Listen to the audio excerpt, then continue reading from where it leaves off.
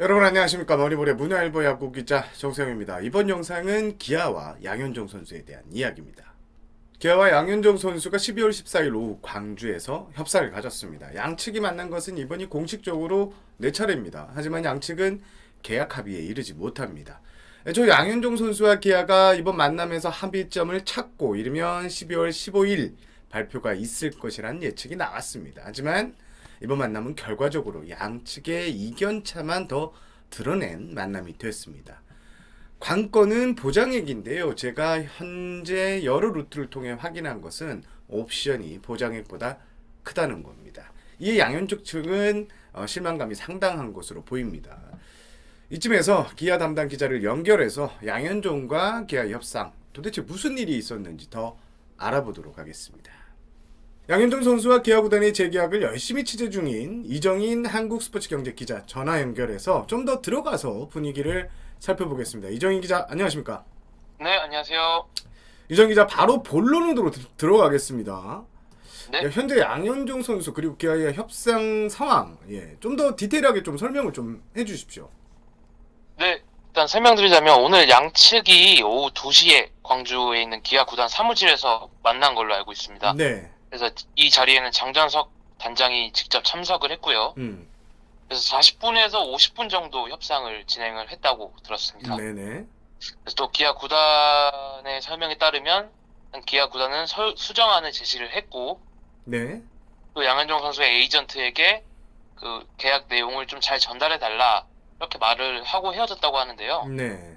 일단 에이전트에게 기아 구단이 좀 제시한 계약 내용을 들은 양현종 선수는 좀 불만족스러운 반응을 나타낸 것으로 파악이 됐습니다. 그러니까요. 지금 포토사이트 뉴스 메인에 기사가 걸려 있던데, 자, 협상이 사실 이번이 네 번째 만남이라는 걸로 알고 있는데 그 전부터 꽤 오래 전부터 진행됐는데 왜 이렇게 지지부진한 거예요? 네, 사실 11월 중순에서 말부터 협상을 좀 진행을 했거든요, 양측이. 네. 그때까지만 해도 이렇게 좀 길게 갈 거라고 예상하는 사람들은 많지 않았습니다. 음.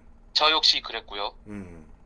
좀 장기화되고 있는데 네. 이유가 일단 인센티브를 두고 좀 생각차가 큰 것 같습니다. 네네. 일단 기아 구단은 좀 인센티브를 좀 많이 넣겠다는 입장이고요. 네. 양현종 선수는 좀 보장액을 높이고 싶은 그런 생각을 가지고 있는 것 같은데 일단 기아 구단은 좀 윤성민 선수 지금은 은퇴한 선수죠. 네. 윤성민 선수의 좀 사례를 좀 반면교사로 삼고 싶어 하는 것 같아요. 예. 당시에 윤성민 선수와 기아가 90억 계약을 했죠. 네. 당시 투수 최고액이었는데 예. 그 당시 옵션이 없었습니다. 네, 인센티브가 없고 계약금과 연봉만으로 계약을 했거든요. 예. 풀게런티였네요. 예. 네네, 그렇죠. 보장액이 엄청나게 높은 계약이었는데 결국 윤성민 선수가 좀 몸값을 했다고 보기는 힘들었잖아요. 네. 좀 이른 나이에 은퇴를 했고 예. 그래서 기아 구단이 손해라는 평가가 굉장히 많았습니다, 예, 당시에. 맞아요. 그래서 기아 구단이 좀 그때의 사례를 참고를 해서 양현종 선수가 물론 지금도 KBO 리그 좀 정상급 선발 투수라는 거는 뭐 이견이 없지만 네. 어느덧 30대 중반에 좀 접어들었거든요. 그래서 네네네. 이제 좀 에이징 커브라는 말이 나올 수 있는 나이고 그 1년 1년이 또 이게 다르기 때문에 네네네. 좀 신중한 것 같습니다, 기아 구단에서는. 뭐 양현종 선수의 기량 자체를 의심하지는 않지만 좀 안전장치를 좀 해놓자 이런 입장 같고요.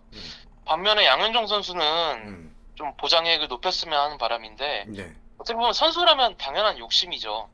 뭐 어느 선수나 맞죠? 보장액이 높은 계약을 선호를 하고 프로니까요. 예. 네네 당연한 거라고 생각을 하는데 뭐 시장 상황도 있고 네. 또 지금 나성범 선수와 기아가 협상 중이잖아요. 네, 좀 온도차가 양현종 선수 입장에서는 온도차가 느껴지는 거죠. 그렇죠. 예. 그래서 어떻게 보면 좀 자존심이 좀 상할 수도 있는 그런 상황이어서 아무래도 양측이 좀 이상 기류가 좀 감지되고 있는 것 같습니다. 일단 제가 듣기로는 이 옵션 보장이 상당히 많다고 전체 총액의 거의 절반 이상을 차지한다는 이런 얘기도 들었는데 맞나요? 네, 뭐 정확한 제가 액수를 좀 확인할 수는 없지만 네네네. 일단 총액 규모는 양측이 합의를 한 걸로 알고 있습니다. 네네네. 다만 좀 계약 내용에 좀 의견차를 보이고 있는 건데 제가 파악한 바로도 옵션이 좀 많이 높다. 이런 얘기를 들었고요. 보장 연봉보다 옵션이 더 높다. 뭐 이런 얘기가 너무 많던데. 예. 네네, 그런 얘기도 있고, 뭐 정확한 비율은 저도 알 수가 없지만, 일단 인센티브 자체가 좀 비율이 높은 거는 확실한 것 같습니다. 그리고 마지막 질문으로 양현종 선수 이렇게 되면 탑팀 이적 가능성도 생기는 겁니까? 네, 아무래도 다른 구단은 좀 촉각을 곤두세우고 있을 것 같은데요. 네. 일단 기아와 양현종 측이 다시 만날 날짜를 잡지는 않은 것으로 알고 있습니다. 네. 하지만 협상 테이블을 완전히 접었다고 할 수는 없고요.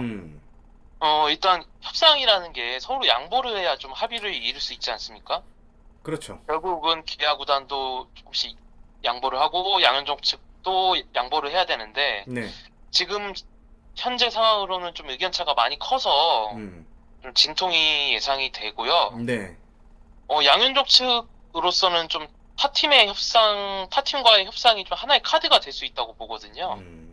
그래서 뭐 양현종 선수 에이전트에게 확인한 바로도 뭐 네. 최근에는 연락이 안 왔지만 네. 누가 몇 달 전까지만 해도 좀 관심을 표명한 구단이 있었다라고 들었거든요. 네, 네. 그래서 뭐 타팀 이적 가능성도 완전히 좀 배제하기는 어렵다 이렇게 봅니다.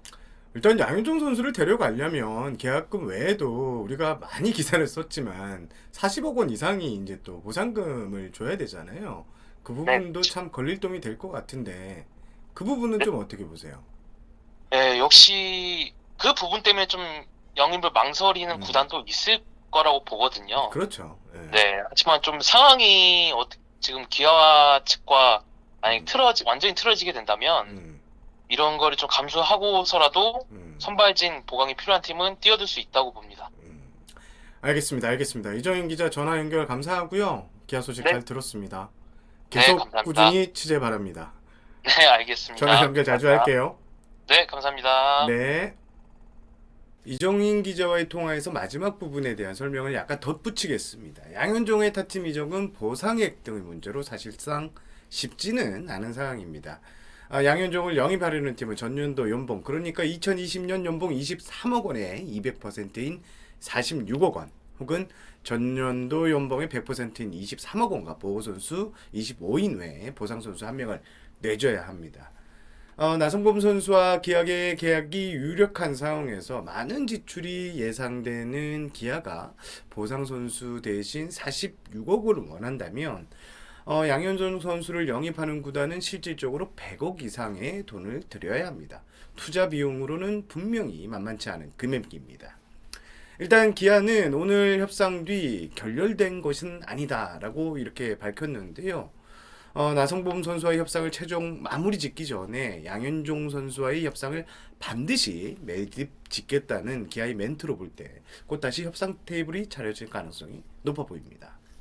정리를 하면 양현종 선수 내년 시즌 우리 나이로 35살이라는 나이가 계약의 걸림돌이 되는 모습입니다. 냉정한 현실 앞에서 양측이 거리를 좁히지 못하면서 결론까지는 꽤 시간이 더 필요할 것으로 보입니다. 이번 영상은 여기까지입니다. 저는 문화일보 야구 기자 정세영이었고요. 여러분 구독과 좋아요, 알림 설정 한 번씩 부탁드리겠습니다. 이만 물러가겠습니다.